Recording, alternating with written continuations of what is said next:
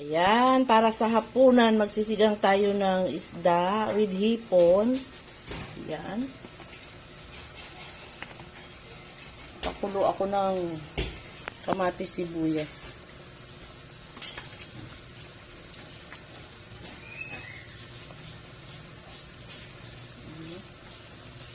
Lagay natin yung isda. Yan, ang lalaki.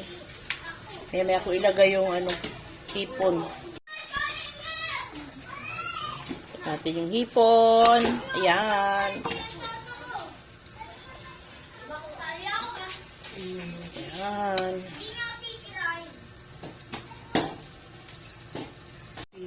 Ayan. Kumukulo na yung ating isda at hipon. Lagyan natin siya ng gulay. Guys, ang ilalagay kong gulay dito ay upo.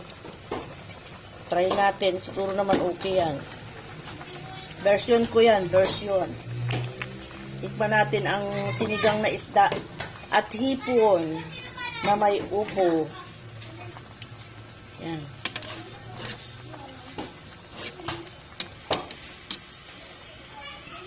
Piling ko masarap. Gulay naman yan talagang masarap yan.